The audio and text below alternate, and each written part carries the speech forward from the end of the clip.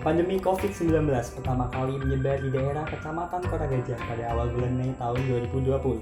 Pandemi ini cukup terasa dampaknya di masyarakat, sehingga membuat banyak perubahan di berbagai sektor. Salah satunya adalah di sektor bisnis. Kota Gajah sendiri merupakan salah satu daerah yang mayoritas penduduknya bermata pencarian sebagai pedagang. Ketika pandemi COVID-19 melanda di daerah ini, banyak pelaku usaha atau bisnis yang terkena dampaknya dan banyak yang mengalami kerugian. Para pelaku bisnis tersebut dituntut memutar otak untuk membuat inovasi agar mereka tetap bertahan di masa pandemi ini. Di kala krisis pandemi yang semakin memburuk dan belum menemukan titik terang dalam penyelesaiannya, disinilah mereka para pelaku bisnis membuat inovasi-inovasi yang dapat membantu dalam menangani krisis perekonomian yang mereka alami. Itulah yang menjadi salah satu alasan kami tertarik untuk mengangkat topik ini dan mewawancarai langsung mereka, para pelaku bisnis yang terkena dampak pandemi COVID-19. Karena pasti bukanlah hal yang mudah untuk tetap eksis dan bertahan serta dapat membuat inovasi-inovasi baru. Di sini ada 3 jenis usaha yang kami angkat untuk menjadi bahan dalam video kami, di antaranya sektor bisnis kuliner, sektor bisnis wisata, dan juga sektor bisnis elektronik.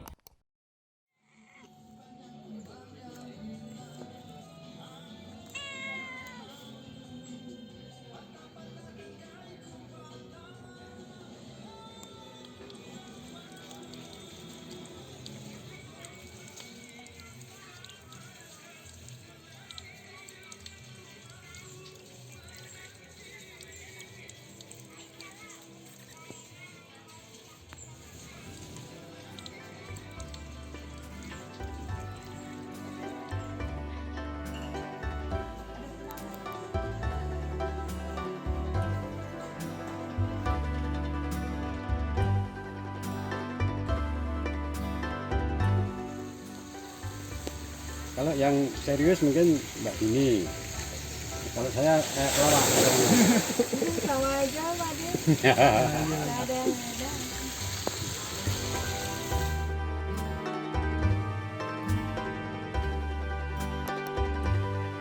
Saya Ibu Evin Yuli Astuti, SPD. Pak Kali gitu aja. Fitri. Di sini saya sebagai kasir Sebagai karyawan kolam renang. Karyawan. di bidang makan. Bidang wisata. Di bidang penjualan handphone, paket, aksesoris HP. 2015. 2018. Kalau di sini sih kurang lebih 4 tahun. Kalau sebelum pandemi penghasilan kita itu dulu ya kalau malam minggu, terutama malam minggu itu kita bisa mencapai 10 juta. Setelah pandemi ini kurangnya banyak banget. Kemudian juga kita pengurangan karyawan kan. Pandemi ini tadinya karyawan kita itu yang untuk menyajikan itu ada 9 orang, sekarang tinggal 4 orang. Untuk pandemi yang pertama itu kan kita libur selama 6 bulan, kemudian kita bangkit lagi, yaitu ya paling kita dapatnya 2 juta. Sekarang mentok-mentoknya paling besar itu dapatnya 6 juta, itu kotor. Ya, dampaknya sangat luar biasa, sangat terasa sekali Mas. Bagi seperti kita yang awam ini, terus terang dampak masalah pandemi ini ya sebenarnya sangat berat sekali sih.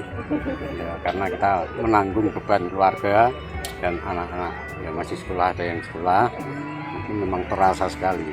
Cuman kita berharap semoga COVID ini cepat selesai. Cuman masih menunggu kayak lagunya Plus. Ya kapan gitu. Ya mudah-mudahan yang di pusat memperhatikan yang seperti kita ini. Karena dampaknya luar biasa. Terus yang lebih saya menangis lagi untuk anak-anak sekolah sekarang Mas. Memang lebih ternyuh, saya lebih bisa menangis. Ya. Kapan bisa masuk anak sekolah ini? Oh gitu. Berarti untuk di sini sendiri ini ya pengunjungnya lebih sedikit gitu ya, berkurang, sangat terasa sekali Mas. Berkurang, iya. Dampaknya sih nggak sebegitu pengaruh ya, karena apalagi sekarang kan daring. Harus banget tuh semua butuh handphone. Kalau di handphone, di gadget stabil lah. Oh stabil, Ya, malah cenderung meningkat malah ya? cenderung meningkat.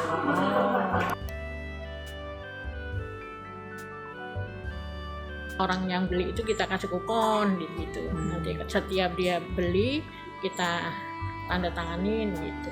Jadi kalau udah 10 yang terbanyak dari kuponnya itu dia makan apa gitu. Jadi itu dapat bonusnya itu. Trik yang pertama. Kemudian itu juga nggak hasil ya.